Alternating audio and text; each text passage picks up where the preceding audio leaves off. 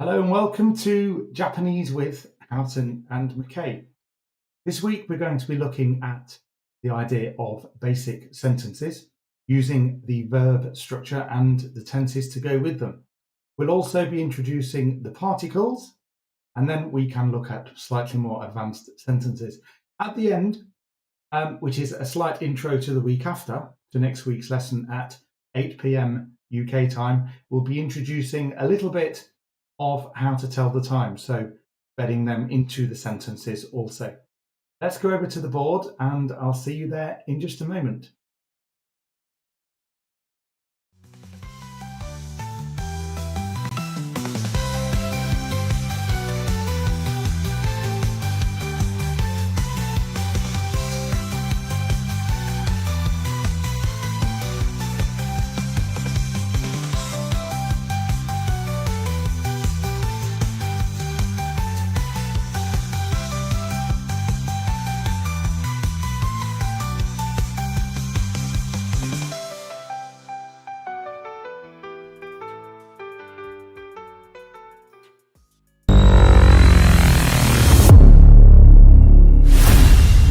Let's have a look at these slightly more advanced sentences and we'll take the particles that we did last week and we'll try to build on them this week as well.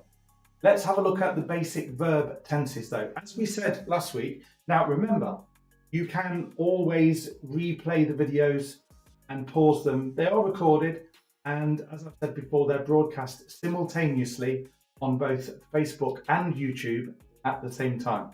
So if you have any questions, just put them in the comments and we will answer them straight after the show. Let's start then. So the particles we will have a look at today are, and I'll explain what they are in a second.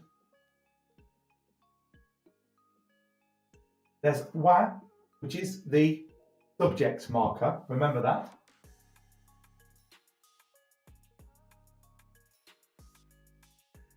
There's ni, which means the thing that we are telling the time and marking the time. The place we are going to, it also marks dates as well. It also, and this is slightly more advanced, we won't be introducing this today, it is the receiver of an action also. Then we have o. These are my semicolons. O marks the thing being done. So you put that after the noun before the verb. And again, I'll show you those in a moment. So these are our particles. Take notes if you wish as you go through the lesson and we can recap as we go along. What else are we going to do? Now, we need to remember the four tenses. And these are the verb endings. There is mas, which means I will do a verb or whoever the subject is. There's mashita,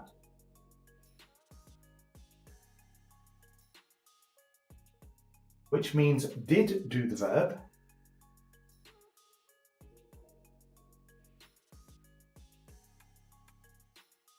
Masen, will not.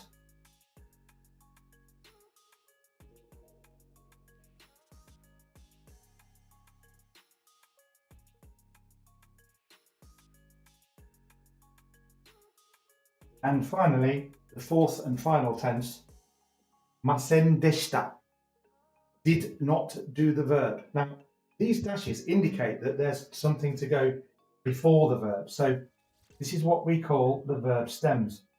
In some textbooks, you will have lessons that teach you to separate the verb stems. I recommend you learn the whole verb in the, let me underline this, the mas form. So the first one we can say is habetmas, which means to eat. And then you can say nomimas, to drink. Ikimasen, to go, the verb stem to go. The verb stem to drink, and that's the verb stem to eat. Remember, as I said, all of them in the mas form. So nomimas, ikimas, habemas.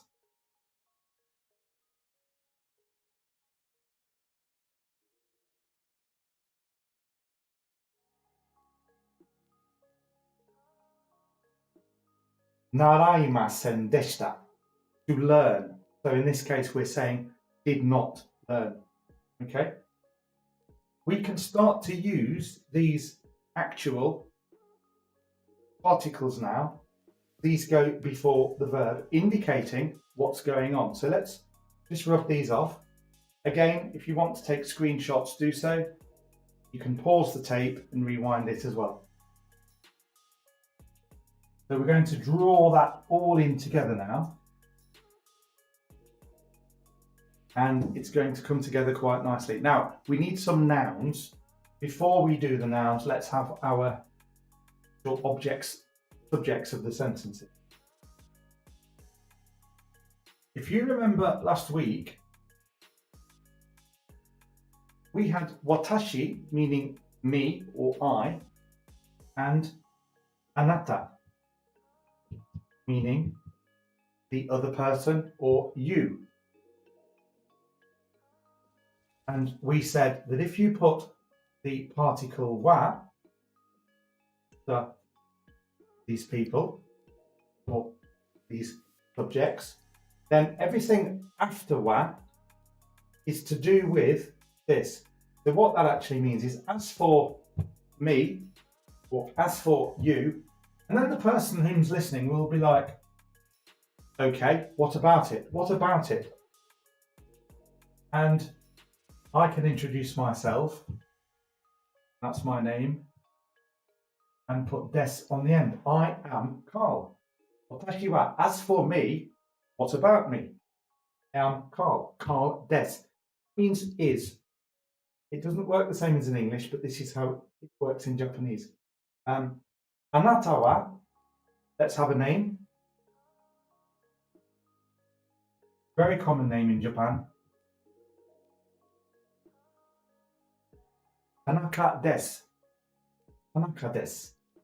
If you want to turn those into questions, you simply put at on the end. So now it's just a question. You don't say that for yourself, obviously, but this one it works well with. Anata wa Tanaka desu ka? San is better if you're using a name.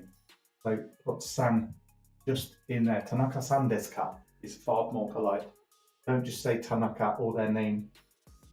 Yoshinori and whoever their name is, for example.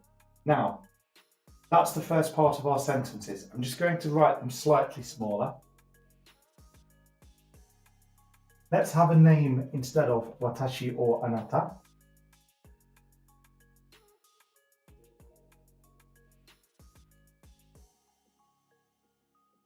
Fumie-san wa. As for Fumie-san, now let's have a verb sentence. Let's have a noun first, because you can't have a verb action without a noun. The verb needs to be done to something. Sushi, or, that's the first particle we use here. Sushi, or, the thing being done is sushi. Now, it works the same with this particle. The object goes before the particle. All this does is lets the reader or listener know what is going on in the actual sentence. Sushi, or, what gets done to sushi? Do you remember our verbs before? Tabemasu.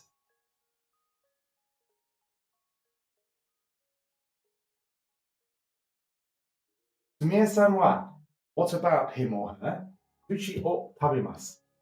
Will eat sushi. And if you want to turn it into a question, what do you put here? You put cat, that's right. Put cat. Okay. Now, another particle. We do not use ni with sushi because this marks movement in our direction. You can't eat to the sushi. So let's change these up a little bit.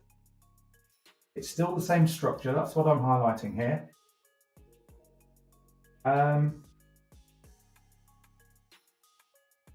Osaka ni, let's have that other verb, ikimasu.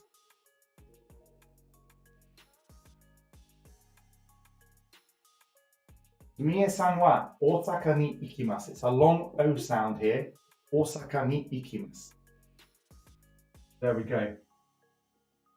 Makes sense so far? If it doesn't, again, pause the tape, go over it, try lots of different sentences yourself. It does work if you keep these in the same place. Remember your tenses, you can change these for any of the four. We've got the verb stem there. Let's have a past tense. Now it is Sumie-san went, the past tense of go, went to Tokyo. Now, that is isolated, and one trick that you can use is to remember that basically you can read backwards. And if you, at this early level, by the way, at this beginner level, if that turns into English, you know that your structure is correct. So, Sumie-san wa, what about them? Went, we know that that is the go verb, went to Osaka. And then you arrive here. It sounded correct in English, so you know that that is correct now. Let's change this up a little bit more.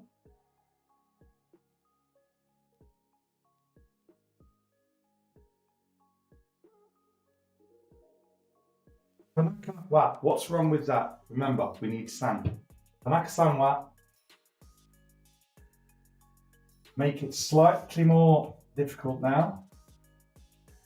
Tanaka-san wa anata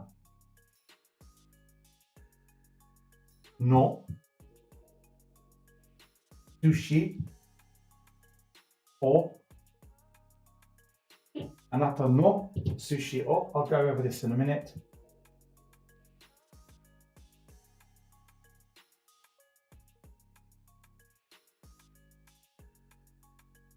Tanaka wa anata no sushi o tabemashita.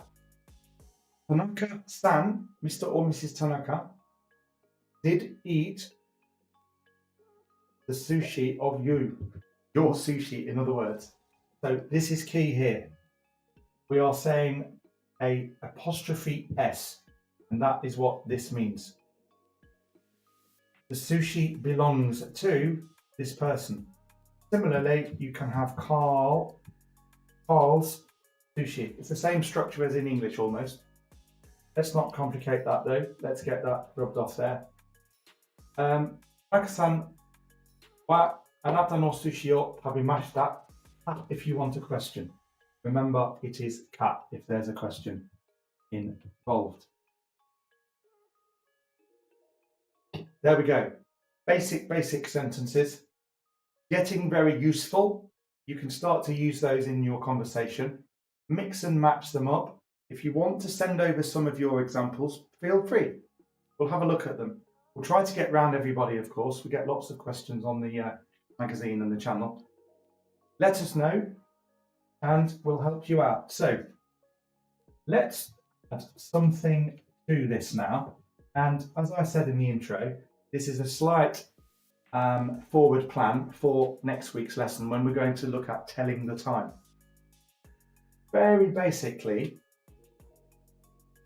I'm going to introduce some actual time words. So just have those as markers for next week. So, go is 5, ji is the hour, and you mark time also with the same particle we used earlier. That has multifunction. Movement in the direction, so go to Tokyo, that has 2. This can also mean at or on. So at 5 on Tuesday. So it has multi-functions. It is said the same way as well. Goji. Go is 5. Ji is the hour. And that is at. So 5, remember, reading backwards. 5. And then people again, like with wa, they're waiting. They're like, okay, what about it? What could you have there? Well, you could have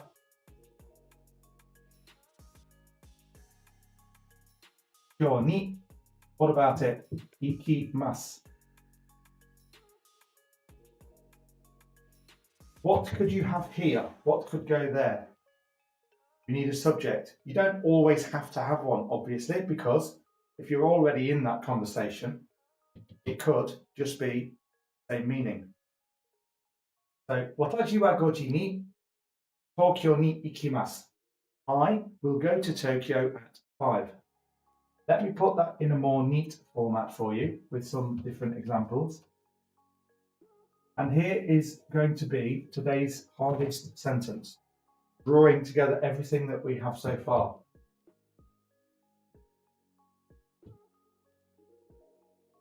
Tanaka-san wa 5時に and I've broken these down because this is a good way to do it. あなたの寿司を Now we need a verb. 食べます. There is a good sentence. Let's highlight those particles in green. Because as I said, these are your structural foundation. Without those, you can very quickly lose the meaning. Tanaka-san wa, what about Tanaka-san? 5時に 5 will eat your sushi. あなたの sushi or the thing getting eaten is the sushi, so you mark it with o. There we go. Very basic, but starting to be a slightly more advanced sentence.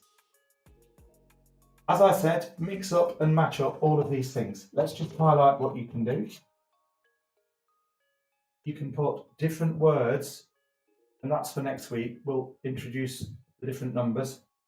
You can change all of these. You can change the noun and you can change the verb. And that's where your building block is. You've got all of the grammar in place. You start to add these things. Hey presto, that's where your conversation starts to form. If you're learning Japanese, speak slowly and clearly. Remember your sounds. Ta, na, ka, san, wa, ni. I for India. It's not I anymore. But it's o, the same sound as in Oscar. A and e. Abemasu. Fushi, fushi. Goji ni. Tanaka, and so on. There we go. That's a good sentence. Do try them out and let me know. Hope you get on really well. Message me anytime. I'm always on Instagram or Facebook or indeed YouTube, just starting out on YouTube. Thank you for attending again. Hope you enjoyed it and I'll see you next week. Thank you very much.